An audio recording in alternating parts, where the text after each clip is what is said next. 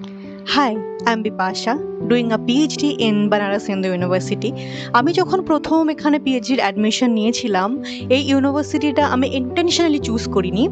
আমি এটা পেয়েছিলাম কারণ সেই সময় এই একটাই ইউনিভার্সিটি পিএইচডির জন্য অ্যাডমিশন নোটিফিকেশন বের করেছিল, আর সবার প্রথমে এটাই বের করেছিল। তো আমার প্রিভিয়াস কোর্স কমপ্লিট হওয়ার আগে আমি এখানে অ্যাডমিশন নিয়ে নিয়েছিলাম। আমি বলবো না যে একদম সেই ডিসিশনটা আমার ভুল ছিল, বাট যখন আমি এখানে 1-1.5 বছর স্পেন্ড করলাম পিএইচডিতে অ্যাডমিশন নেওয়ার পর, তারপরে আমি রিয়েলাইজ করলাম যে I should have consider few things before hand while considering this university or whichever university I want to pursue my PhD. এইটা রিয়েলাইজ করার পরও এটা নয় যে আমি আমার ইউনিভার্সিটির সাথে স্যাটিসফাই নই, আমি আমার ইউনিভার্সিটিটা পছন্দ করি না, বা আমার ইউনিভার্সিটি আমাকে সে এক্সপোজার দিতে পারছে না যেটা আমি চাইছি। It's actually, I love my university. I love this university campus. To some extent, এই ইউনিভার্সিটি আমাকে সে এক্সপোজারগুলো দিতে পারছে যেগুলো আমি এক্সপেক্টেড।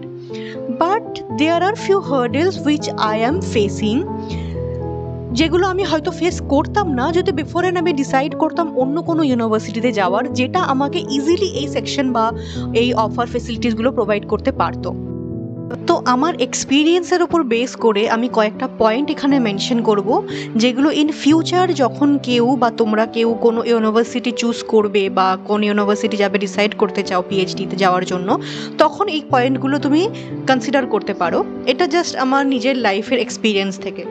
প্রথমত, দেয়ার আর 3 section in India, like if you want to do or continue work for school education or in school education, তাহলে চোখ বন্ধ করে তোমাকে এনসিইআরটি বা এনসিইআরটির আন্ডারে যে ইনস্টিটিউশনগুলো রয়েছে আরআইসগুলো, সেগুলো তোমার চুজ করা উচিত।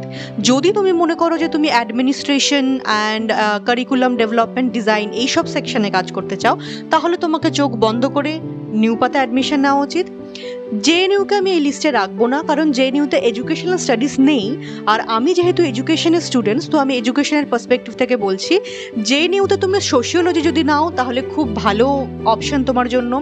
Developmental studies and international relationship, এই 3টে সেকশনের জন্য জেএনইউ খুব ভালো। কিন্তু যদি এগুলো ছাড়া তুমি অন্য কোনো সাবজেক্টে বা অন্য কোনো বিষয় করতে চাও, তাহলে তুমি আদার যে সেন্ট্রাল ইউনিভার্সিটিগুলো রয়েছে, তো এটা একটা প্রথম ফ্যাক্টর যে তুমি কি করতে চাও। সেকেন্ড ফ্যাক্টর হলো কস্ট এফেক্টিভনেস। আমার যেহেতু প্রথম থেকেই জেআরএফ ছিল, আমি যখন এমফিল করছিলাম পিএইচডির আগে, তখনই আমার জেআরএফ অ্যাক্টিভেটেড ছিল, তো আমাকে খুব একটা টাকা পয়সার ব্যাপারটা ভাবতে হয়নি।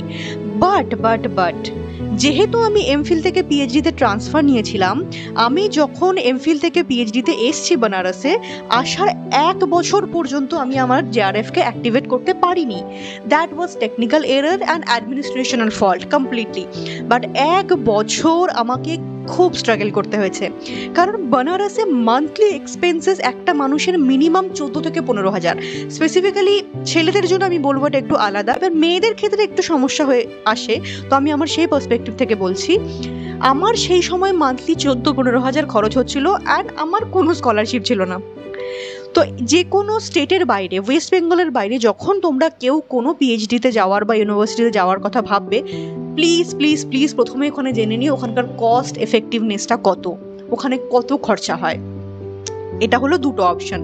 3 নম্বর অপশন হলো তুমি যে এরিয়াতে কাজ করতে চাইছো সেই এরিয়াতে এক্সপার্ট আছে কি না, এটা ডিসাইড করে নেওয়া খুব দরকার। আমি খুব লাকি যে আমি এখানে আসার আগেই আমার প্রিভিয়াস ইনস্টিটিউশনের একজন আমার সিনিয়র প্রফেসর ছিল, যিনি আমাকে সাজেস্ট করে দিয়েছিলেন যে এখানে একজনের টিচারের আন্ডারে আসতে, যার আন্ডারে আমি এখন পিএইচডি করছি। অ্যান্ড ফর্চুনেটলি তার এরিয়া যেটা সোশিওলজিক্যাল পার্সপেক্টিভ আর আমার area socio psychological perspective similar, তো আমাকে খুব একটা হার্ডেল করতে হয়নি আমার পিএইচডিতে। বাট আমি আমার আশেপাশে বহু স্টুডেন্টকে দেখেছি যারা শুধুমাত্র ইউনিভার্সিটির রেপুটেশন বা ইউনিভার্সিটির নাম দেখে চলে এসছে, বিফোর হ্যান্ড তারা ডিসাইড করেনি যে কার আন্ডারে পিএইচডি করবে, এবং এখানে আসার পরে তারা সাফার করছে। আমি সাজেস্ট করব প্রত্যেককে তুমি ইউনিভার্সিটিতে আগে কন্ট্যাক্ট করো, যেই প্রফেসরে তোমার মনে হবে তোমার এরিয়াতে রয়েছে তার সাথে ইমেল করে কথা বলার চেষ্টা করো বা গিয়ে দেখা করো। আগে তুমি দেখো যে তুমি তার আন্ডারে কাজ করতে চাইছো, তুমি যে এরিয়ায় কাজ করতে চাইছো সে তোমাকে সেই এরিয়ায় কাজ করাবে কিনা, আর তোমার সাথে তার আইডিয়া এবং মাইন্ডসেট কতটা ম্যাচ করছে। This is so much important. So these are the 3 things I have mentioned in this video. এই সিরিজটা আমি কন্টিনিউ করব। আমি এখানে আরও মেনশন করব যে সেন্ট্রাল ইউনিভার্সিটিতে পিএইচডি করা এবং সেক্ষেত্রে কাকে কোথায় কিভাবে ইউনিভার্সিটি চুজ করা উচিত বা কোন কোন ফ্যাক্টর করা উচিত, as a PhD students life কীরকম যায়, এই সব আমি শেয়ার করব in next video. So stay tuned.